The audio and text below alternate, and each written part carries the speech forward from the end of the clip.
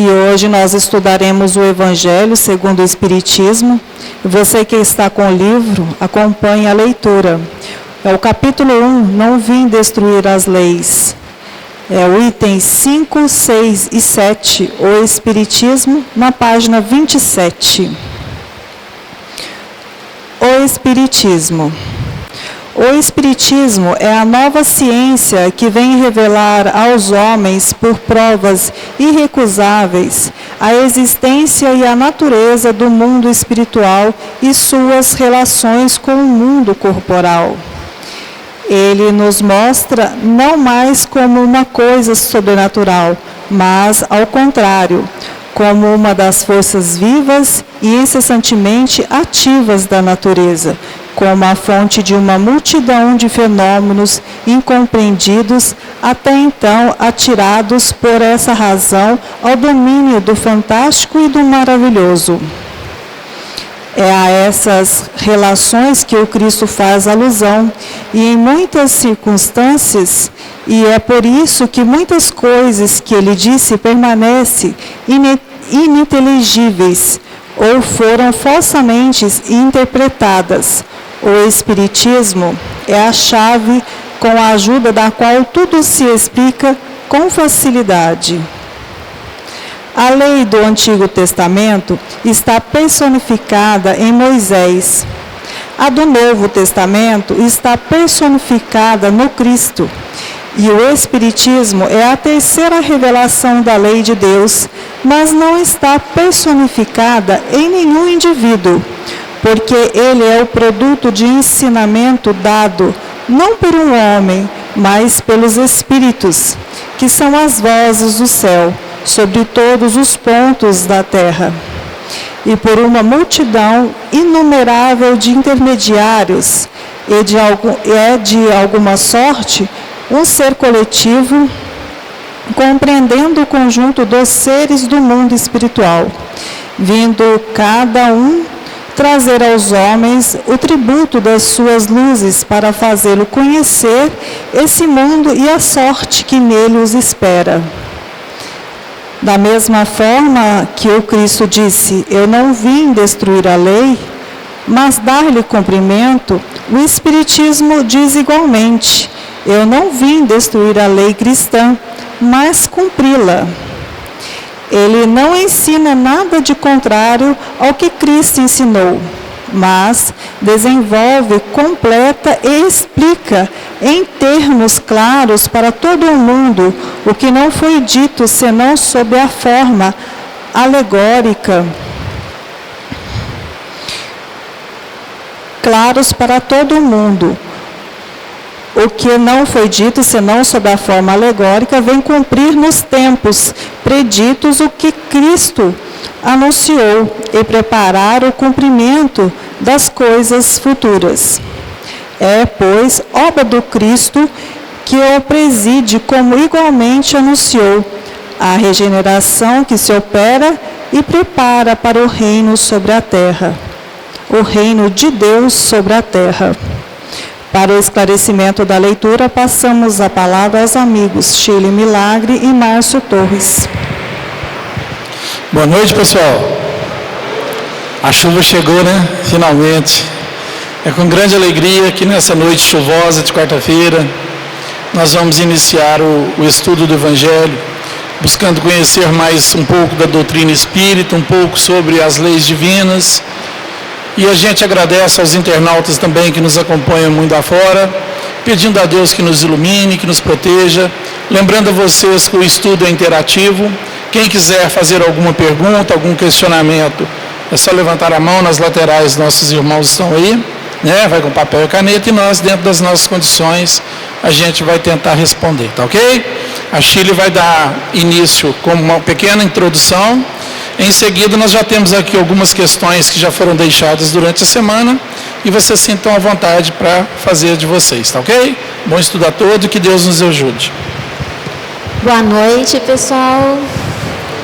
É um prazer enorme estar com vocês novamente para estudarmos juntos. Vamos ter que competir com o barulho da chuva. Bom, nós gostaríamos muito de convidá-los a participar do estudo. Os nossos companheiros que estão sentados aí, né, na lateral, estão com papel e caneta, para que vocês possam fazer as perguntas e também nos levar a estudar, porque nós também precisamos estudar junto com vocês. E é interessante a gente começar a fazer um comentário sobre esses itens que trata do Espiritismo. Kardec começa aqui se referindo ao Espiritismo como ciência. E a gente sabe que pela ciência e por que o Espiritismo é uma ciência, né?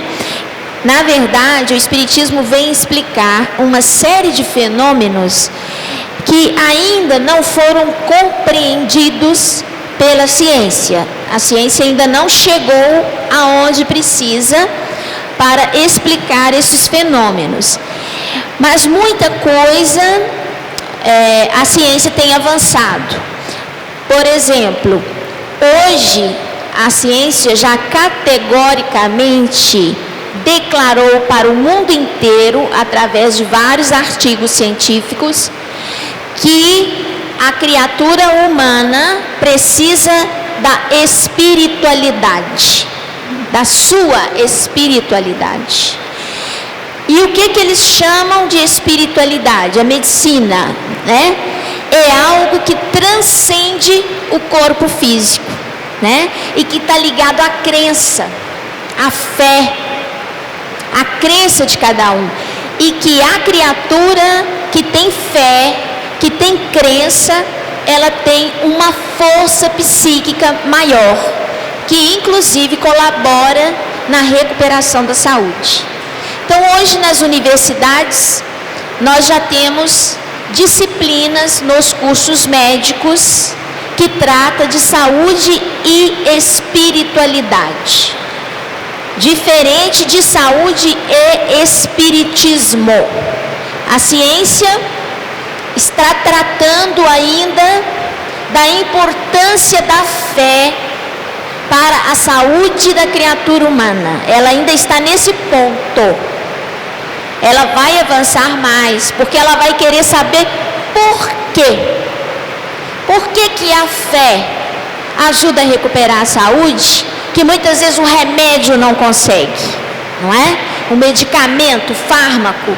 Então, nós temos que ter paciência, porque a ciência, ela é construída a várias mãos e por vários séculos.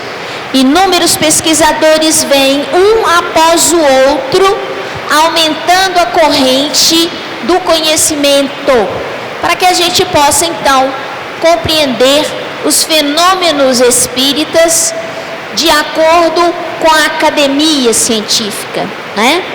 Mas a doutrina espírita, ela já traz a explicação de fenômenos que muitos outros chamam de fenômenos parapsicológicos, né?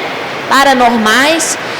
O Espiritismo, a doutrina espírita já vem explicar com clareza, tratando da questão da existência dos fluidos.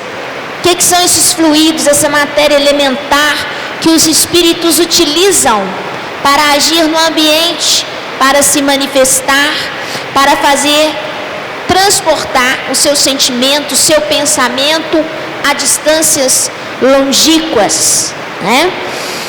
O que é a consciência? Quer dizer, como que a consciência sobrevive ao corpo?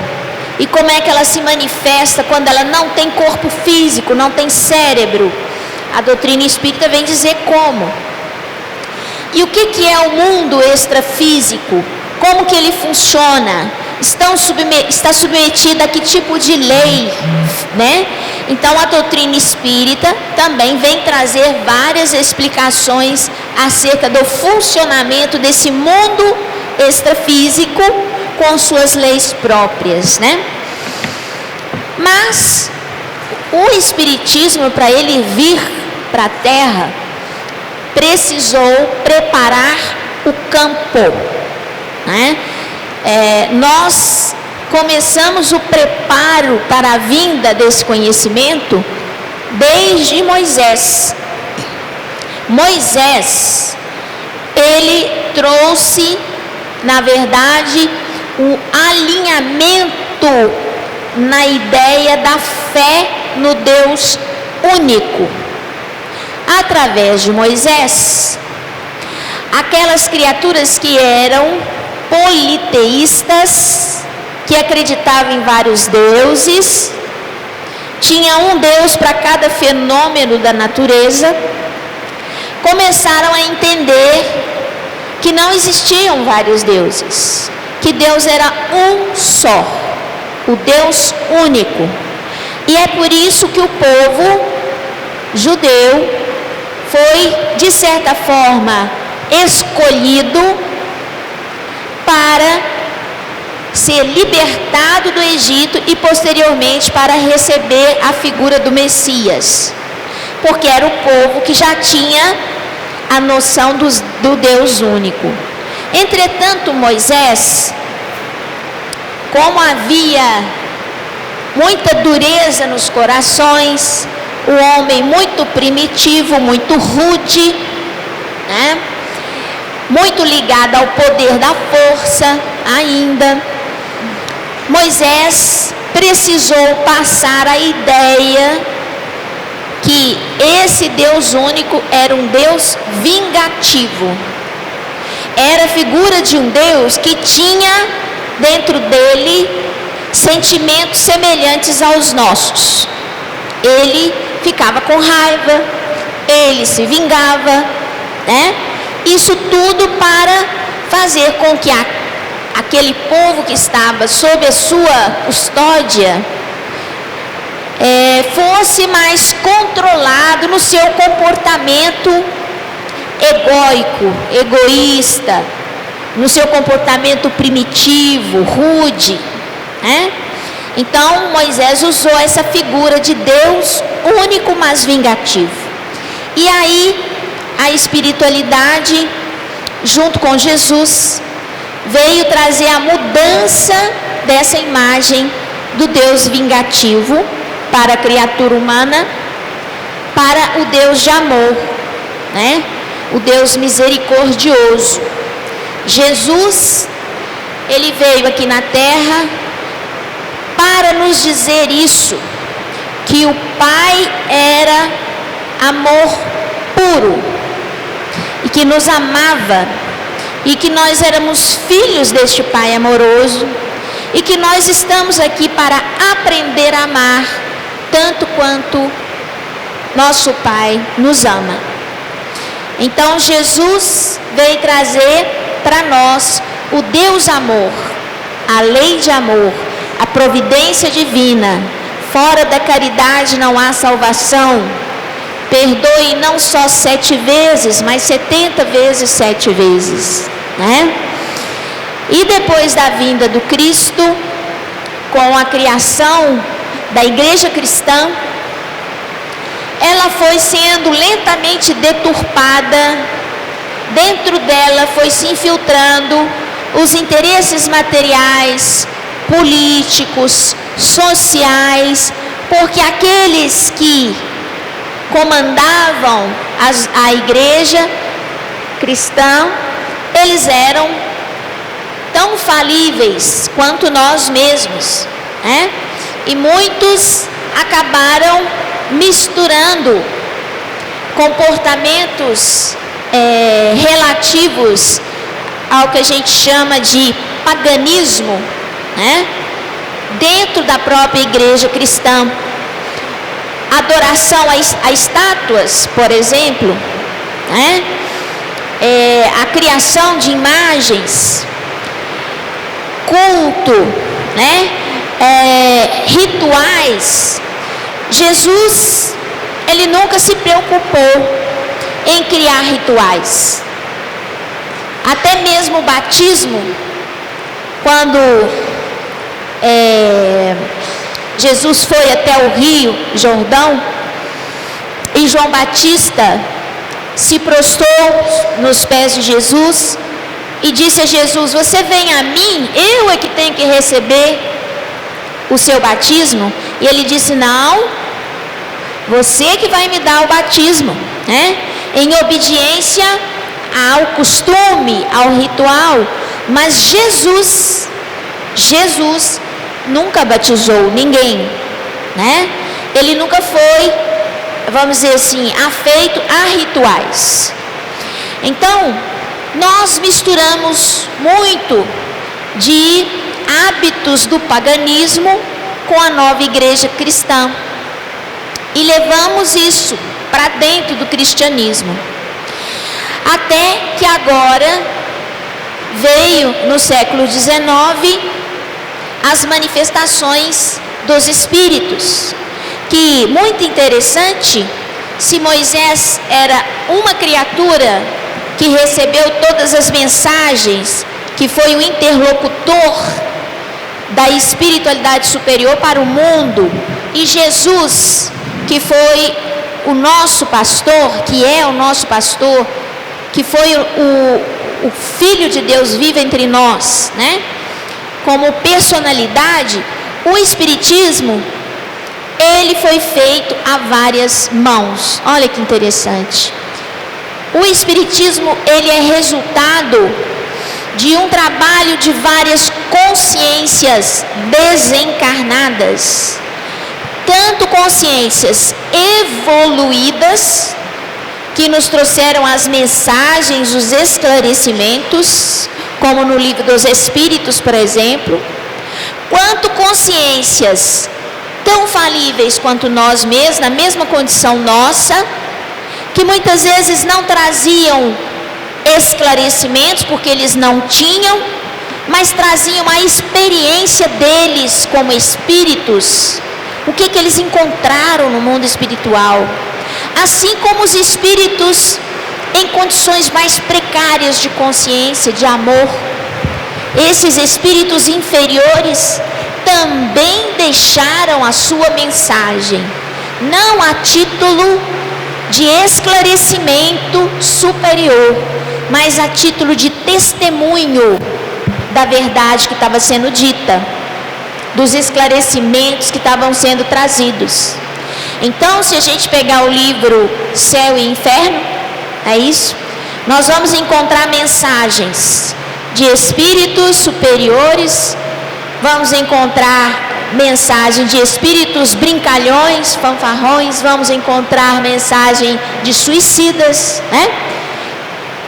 E por que Kardec compilou todas essas mensagens e as tornou públicas, né?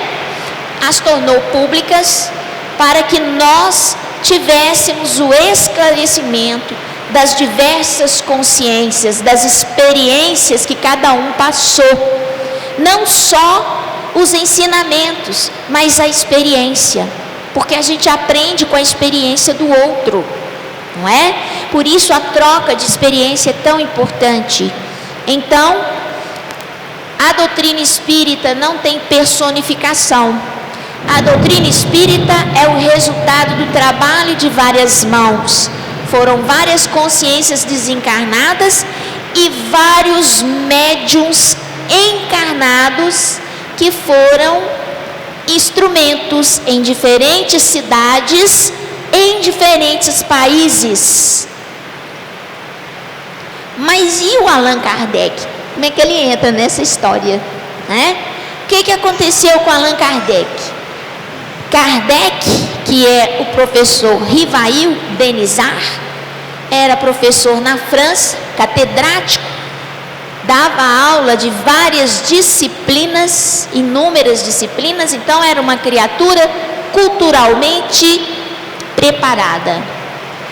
E além disso, lá na espiritualidade, ele foi preparado para vir ser aquele compilador, aquele codificador, aquele que ia pegar todas as mensagens que ele reuniu, ia separar as mensagens de acordo com os temas, a que elas se referiam, depois iam agrupar essas mensagens, condensando-as em ensinamentos, e colocando entre as mensagens a compreensão por escrito daquilo que Kardec havia entendido dos ensinamentos e confirmado com os espíritos se aquilo que ele estava pensando, compreendendo, entendendo era realmente verdadeiro. E aquilo que era verdadeiro foi colocado em livros, foi editado e foi disponibilizado ao público. Essa é a doutrina espírita, esse é o trabalho de Kardec. Então não teve uma pessoa que inventou a doutrina espírita. Não existiu isso. Existiu alguém que foi o organizador de todas as informações que surgiram de vários médiuns em vários locais, em vários países diferentes, né? Essa foi a função de Kardec.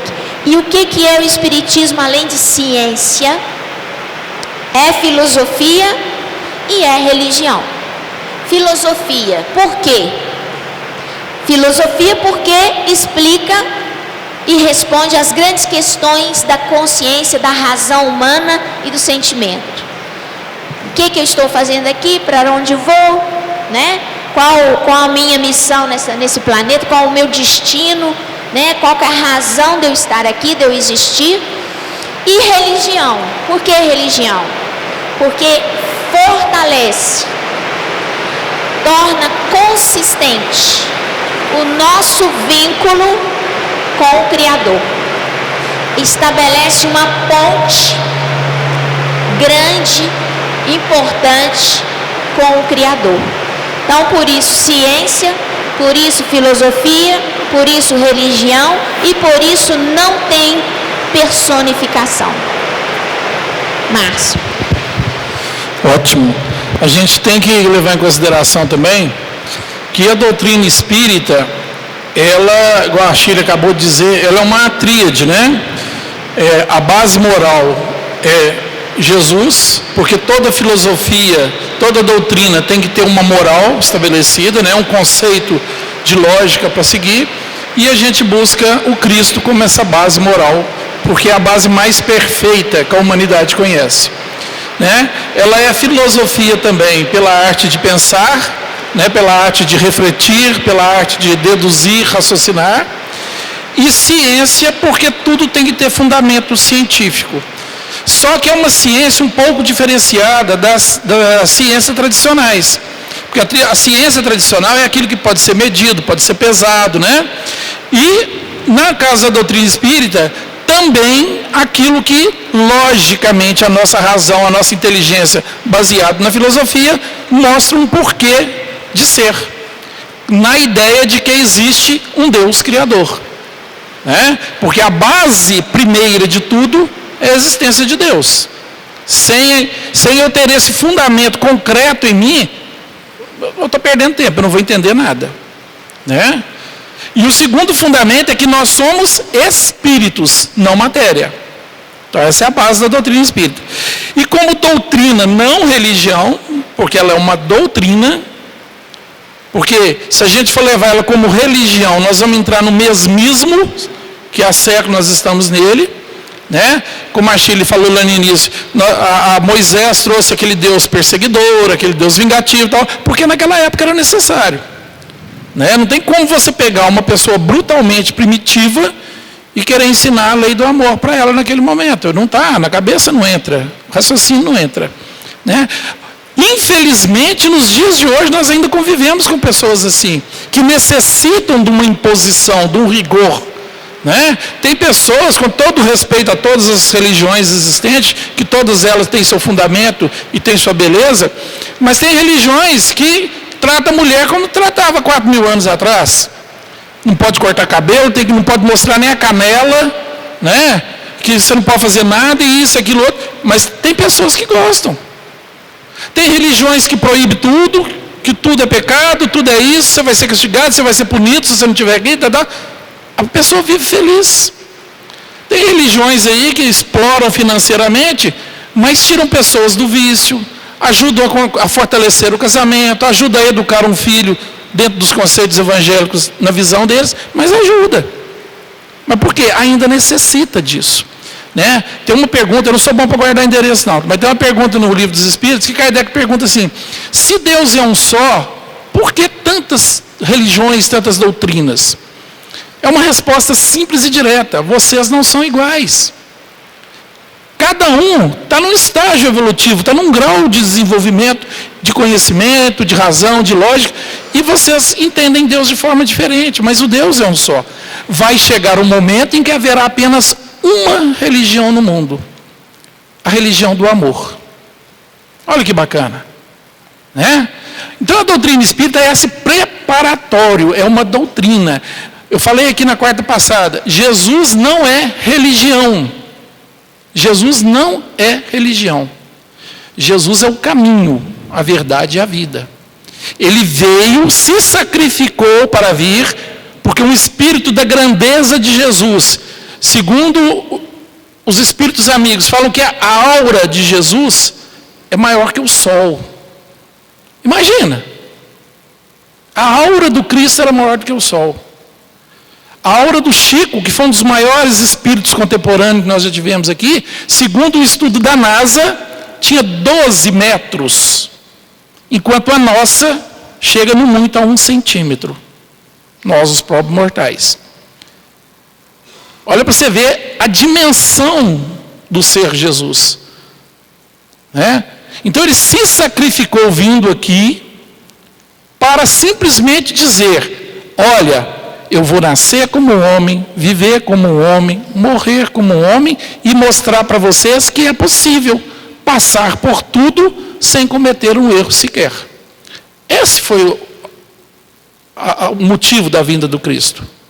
De quebra nos trouxe o Evangelho, o caminho, a verdade e a vida, como ele mesmo se denominou, e ele é, mas ele não é religião, ele é o exemplo.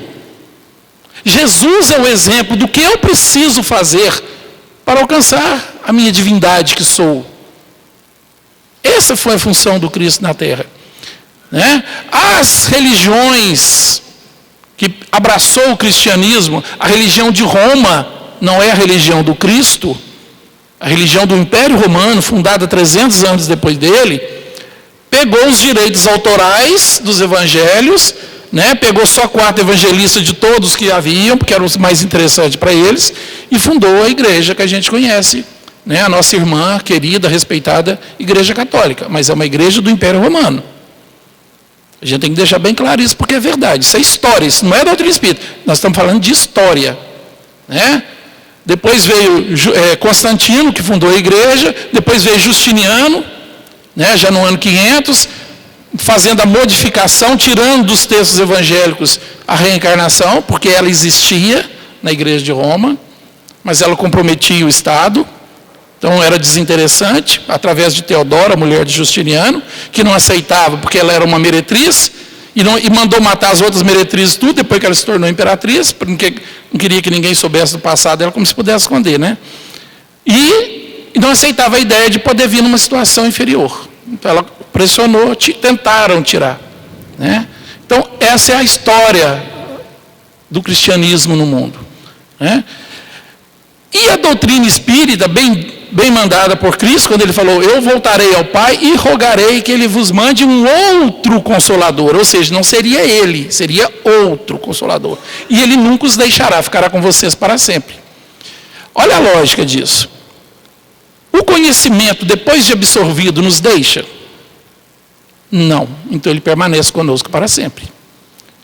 Ele não veio na personificação de uma pessoa, ele veio trazido por vários seres do mundo espiritual para que nós pudéssemos ter conhecimentos desse caminho. E trouxe de volta aquele cristianismo redivivo do Cristo. Aquilo que o Cristo realmente queria trazer para nós. Não aquilo que o homem quis impor para nós. Né? Vamos pegar os conceitos aí. Por que até hoje a gente ainda vê Cristo pregado na cruz? Quantos de nós que nos dizemos espírito ainda temos um coitado pregado numa cruz na parede em casa? Acha que vai proteger. Anda com crucifixo, Porque isso foi imposto na nossa ideia durante os milênios que se passaram, para que a gente se sinta culpado. A ideia da igreja é dizer o seguinte: olha, vocês mataram ele que veio nos salvar. Vocês são responsáveis pela morte dele. Ele se sacrificou, virou o Cordeiro de Deus que se sacrificou para livrar os pecados do mundo. E nós, igreja, somos a continuação dele. Então vocês têm que nos respeitar. Vocês têm que nos respeitar. Você tem que nos seguir, fazer o que eu mando e o que eu quero. Porque senão você cai no erro de matar de novo o ser que veio nos salvar. Só que hoje, na nossa consciência maior, a gente entende que Jesus não é o Salvador. Não é. Porque se assim fosse, nós já estaríamos salvos há mais de 2000 anos. O mundo é um mundo pacífico. Nós ainda cometemos erros. Não é? A vida é facinho, gostosa, prazerosa para todo mundo o tempo todo. Não é. Jesus é o nosso libertador. Jesus veio trazer a verdade porque a verdade vos libertará. E a verdade vem com conhecimento. Quanto mais eu conheço, mais livre da minha ignorância eu sou. Simples assim. Esse foi o objetivo da vinda do Cristo. E a doutrina espírita surgiu no ano de 1857, com Kardec, o codificador, não o criador. Né? Eu de vez em quando eu cito isso aqui. Newton criou a lei da gravidade. A lei da gravidade sempre existiu. A gravidade sempre existiu. O que Newton fez? Quantas pessoas no mundo viram maçãs, outras frutas caírem dos pés? Newton simplesmente viu caindo e falou assim: uai, o que será que isso aí está acontecendo? Por que será que tudo cai? Foi pesquisar, descobriu a lei da gravidade. Ele descobriu. Descobrir é pegar aquilo que cobre e tirar. Então ele pegou uma coisa que já existia, pesquisou, dimensionou e criou uma lei. Criou não, descobriu uma lei, que é a lei da gravidade. Kardec fez a mesma coisa. Fenômenos espirituais aconteceram desde que o mundo é mundo, desde que o homem anda pela terra.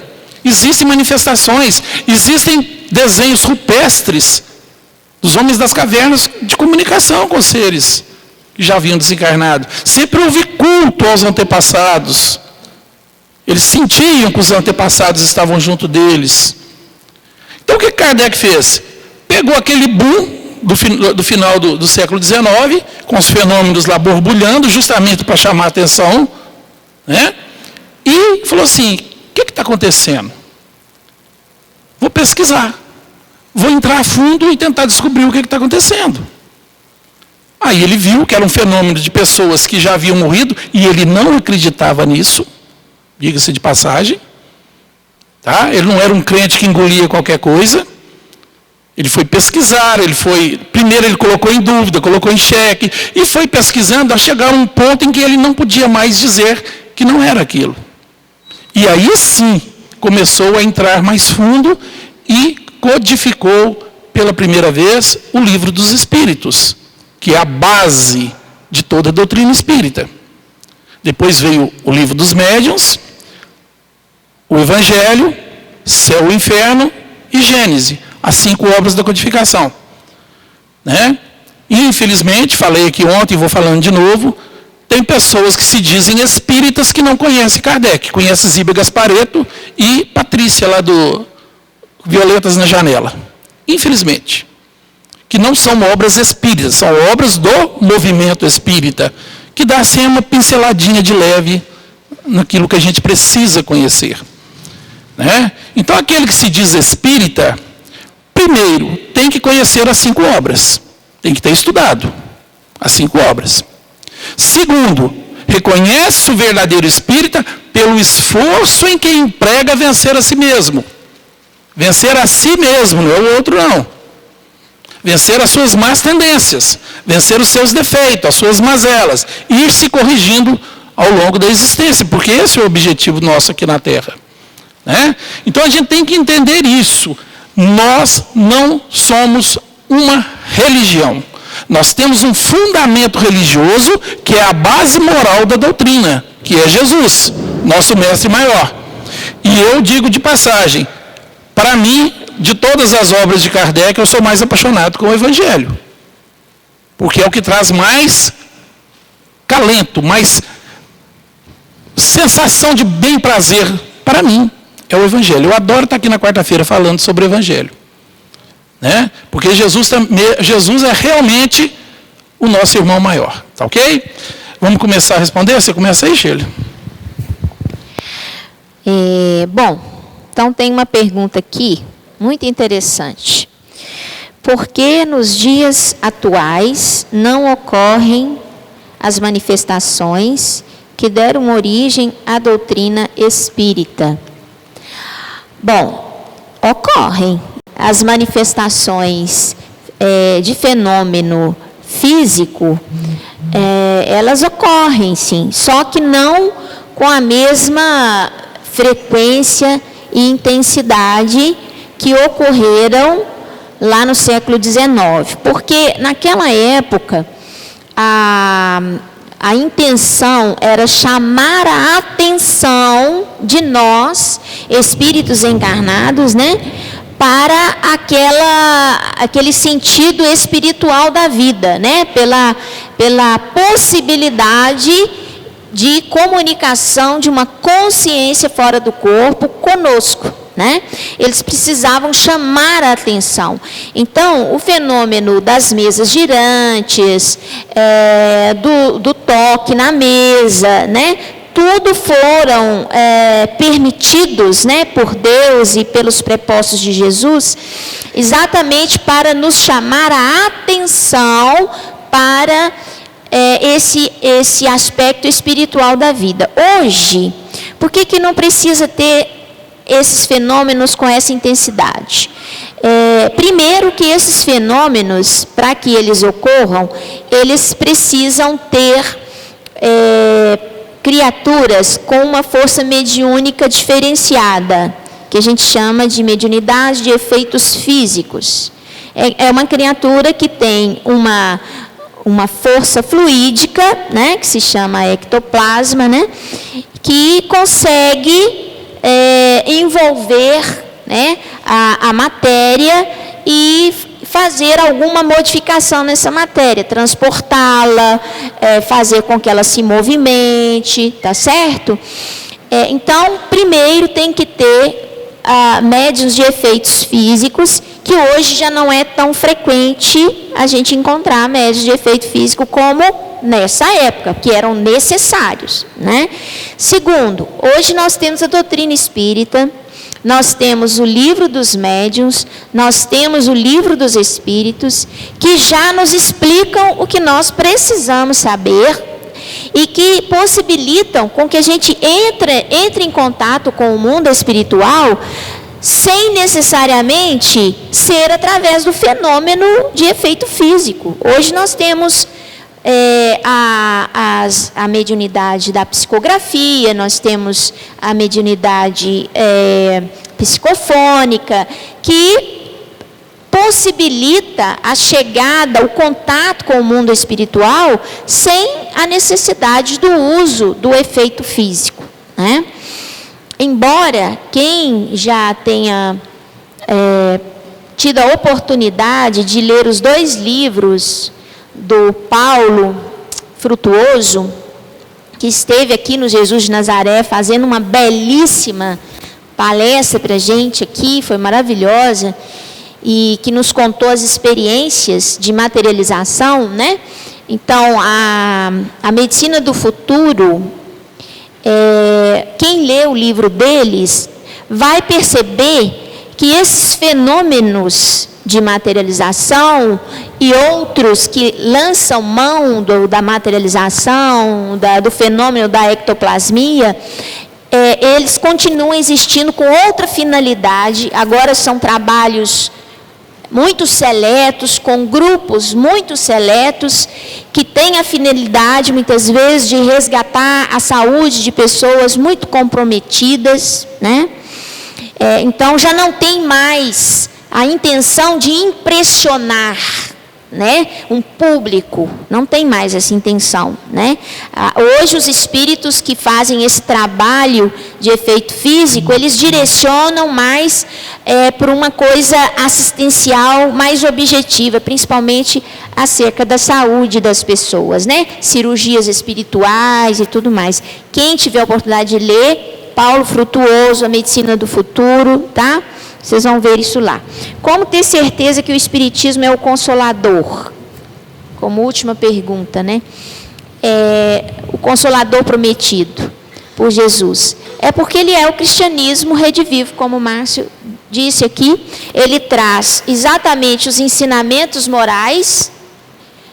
Aqui no Evangelho segundo o Espiritismo, são os ensinamentos do Cristo com as explicações do ponto de vista da doutrina espírita, dos espíritos, ampliando os horizontes desses ensinamentos.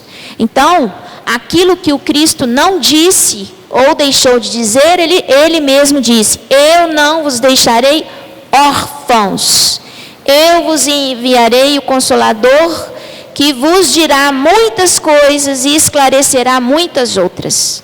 Então, porque a doutrina se baseia no ensinamento moral de Jesus, que nós temos certeza absoluta que é o Consolador prometido. Até mesmo porque, Shirley, é muito mais consolador a gente entender que a minha vida foi eu quem construiu através dos milênios, das várias reencarnações, e hoje eu sou um resultado de muitas existências, do que achar que a minha vida é denominada, dirigida e organizada por Deus.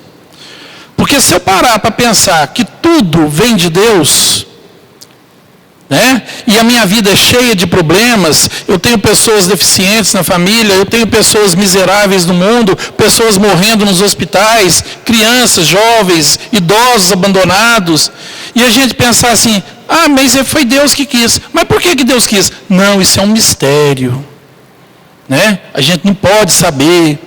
Então isso traz sofrimento para a gente, traz desespero. Mas quando eu paro e penso assim: fui eu, então eu posso corrigir a qualquer momento? Pode. Tome um novo caminho, tome novas decisões, novos rumos, e sua vida melhora. Você é o resultado de você mesmo. Isso é mais consolador. É na hora que eu falo assim: Deus te ama tanto que permite que você hoje esteja aqui resgatando para você viver lá no mundo espiritual. Porque Jesus falava que o reino não é deste mundo. E a doutrina vem te explicar: você também não é deste mundo. Você é de lá, do mundo de lá. Você está temporariamente aqui, mas você é um ser imortal. Isso consola, nos traz consolo. Chegou uma pergunta aqui, e a gente explica que na quarta-feira a gente pede que as pessoas façam perguntas direcionadas ao texto. E chegou uma aqui agora, de uma pessoa presente, mas pela importância dela eu vou responder, tá? Eu peço licença a vocês. A pessoa fala assim: estou sofrendo muito, a vida perdeu o sentido. Terminar com minha vida pode ajudar a diminuir minha dor? Só vai aumentar. Só vai aumentar. O que é morrer? Se eu tirar a minha roupa aqui agora, jogo ela fora, o fato de eu estar sem a vestimenta muda o meu caráter, a minha personalidade, o meu conhecimento, a minha alegria, a minha tristeza, o meu prazer? Muda alguma coisa porque eu tirei a roupa? Não. Isso é morrer. Eu continuo exatamente quem eu sou. Não muda nada. Da mesma forma que reencarnar é simplesmente eu vestir uma nova roupagem. Também não muda nada. Entre uma vida e outra não há diferenciação no indivíduo. Muda a aparência física e muda o nome que a família agora me deu. Mas o resto é a mesma coisa, é uma continuação. Tá? Você tirar a própria vida, você vai complicar mais. Porque você estará diretamente ligado ao corpo em putrefação, presenciando toda aquela maravilha, vai estar em zonas inferiores, pior do que um criminoso, porque o seu desequilíbrio é que diz onde você vai estar, e você vai continuar com todos os problemas. E ainda numa próxima encarnação vir com as sequelas do suicídio. Traz em si as sequelas do suicídio. Piora, porque você vai ter que refazer tudo que você não fez e ainda com uma sequela física do seu ato.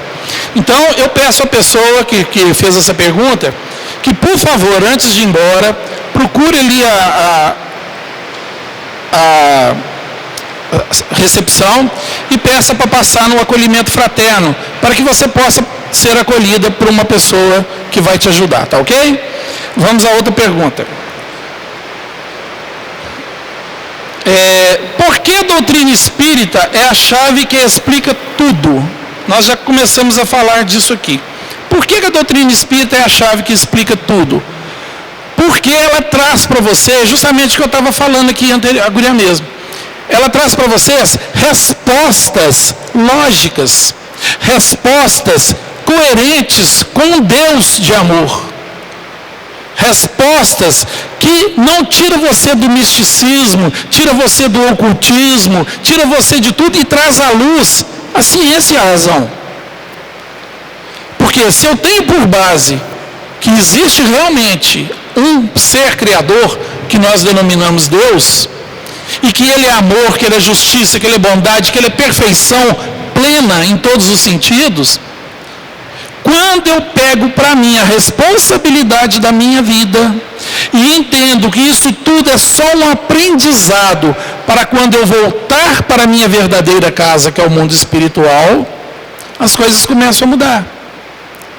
Ela te responde os porquês da vida com lógica, com razão. É só usar o conhecimento e a ciência.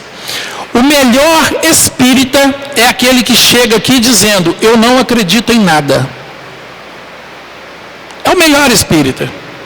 Por quê? Quando você tira da crença, sai da crença e entra na lógica, na razão, na fé verdadeira, que é a fé raciocinada. Fé raciocinada é aquilo que eu posso entender com inteligência e com lógica, que tem um porquê de ser assim. Aí eu vou estudar, e estudando minuciosamente os textos das obras de Allan Kardec, que são as obras espíritas, tá? Vamos deixar os romances de lado por enquanto. Vamos ler a base. Aí eu começo a ver lógica na coisa, eu começo a ver razão, eu começo a ver inteligência. E aquilo realmente me consola e me traz segurança. Vamos lá, Sheila? Tem mais uma aqui?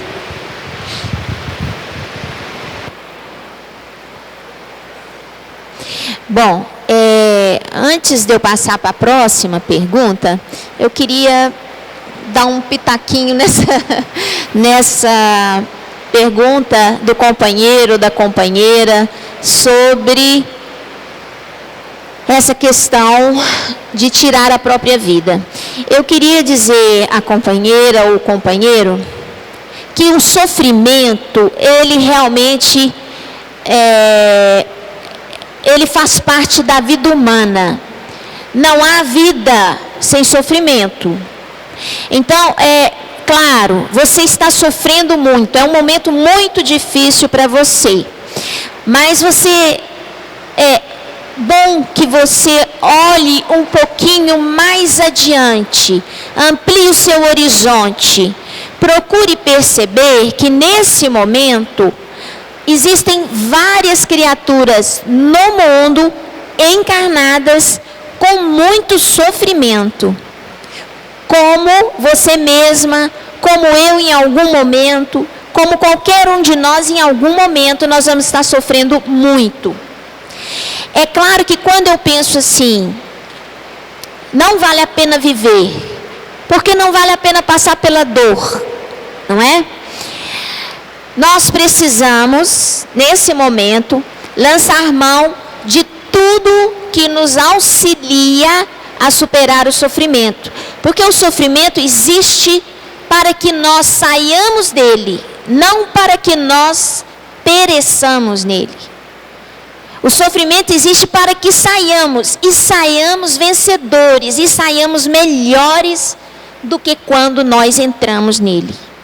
O sofrimento só existe para nos ensinar algo que nós precisamos aprender. E na hora que nós aprendemos, ele vai embora. Então, é preciso que você procure fazer o conhece-te a ti mesmo Por que tanto sofrimento? Por que sofrer tanto por isto ou por aquilo? Aonde está a razão disso dentro de mim? Conhece-te a ti mesmo. O que te move? O que te embala? O que te faz sentir o que você está sentindo? É a visão que você tem. É a forma como você enxerga as coisas, que precisa ser mudada. E muitas vezes a terapia com a psicologia nos ajuda a mudar essa visão das coisas. E a gente muda a visão e a gente sofre menos. E muitas vezes a nossa serotonina está muito baixa pelo desgaste energético. Nós podemos precisar de medicação para nos ajudar no momento mais difícil, para melhorar as nossas condições neurológicas, inclusive para você sair do sofrimento. Então é bom que você tenha um acompanhamento de um médico para te ajudar, né? E o conhecimento da doutrina, porque ela nos faz entender por que o sofrimento é um professor, por que eu supere, tenho condição de superar o sofrimento, e por que ele me ensina, e o que ele me ensina. Então, a doutrina espírita, o evangelho, fazer boas leituras toda noite, o evangelho no lar, oração, água fluidificada e passe magnético, não é isso? Vai te ajudar. Nós precisamos lançar mão de tudo que pode nos ajudar a atravessar o sofrimento e sairmos vencedores. Porque Ele não está na nossa vida para nos derrubar. Ele está na nossa vida para nos ensinar alguma coisa que nós precisamos aprender. E é o que nós desejamos muito ao companheiro ou à companheira, que saia vencedor desse sofrimento, que com certeza você vai sair muito melhor, ok? Como posso, ou o que é necessário para conhecer e entender a doutrina? Bom, como posso e o que é necessário? Ler. Você tem que aprender a gostar de ler. Então, vamos tomar o hábito de reservar alguns minutos do dia para ler. Eu costumo dizer, quem não tem paciência, não fica achando que tem que pegar um livro e ler ele inteiro numa semana. Não. Eu vou dedicar 15 minutos do meu dia para fazer uma leitura e fazer uma reflexão sobre o que eu li. A cada 15 minutos de cada dia que eu vivo, eu vou acumulando conhecimento e reflexão. Então, leitura, reflexão sobre o que eu li e, é claro, a participação na casa espírita nesses momentos de estudo em grupo, coletivo, nos ajuda. Quantas vezes eu venho aqui na casa espírita, não na condição de divulgadora da doutrina, mas na condição de aprendiz, eu venho para escutar os nossos companheiros que vêm trazer conhecimento. Eu venho escutar, eu venho aprender. E é assim que a gente faz. É ler as obras espíritas básicas, como foi colocado pelo Márcio, né? As obras de Kardec, as obras subsidiárias de André Luiz e Emmanuel, e as outras posteriormente que vão só acrescentando mais conhecimento. Para a gente entender estas obras espíritas de espíritos diversos que nós temos, os romances, as histórias, é preciso que a gente tenha noção da relação do mundo espiritual com o mundo material, como é que funciona, para eu conseguir entender. Senão, vai parecer uma novela que eu estou lendo. Vai parecer para a gente que é uma história e não uma verdade, tá? Então, eu preciso entender o que está acontecendo no livro, e para entender eu preciso de Kardec, tá certo? Eu agradeço a vocês a atenção, o carinho e essa troca de energia de sempre, e aos internautas também. Uma boa noite a todos. Acabou, pessoal, que pena. Nós agradecemos a vocês a oportunidade de estarmos aqui. Aos amigos internautas, a gente deseja uma gratidão muito grande por estarmos acompanhando. E numa próxima oportunidade estaremos de volta. Voltem todos para casa bem melhores do que quando chegaram, viu? Fiquem com Deus.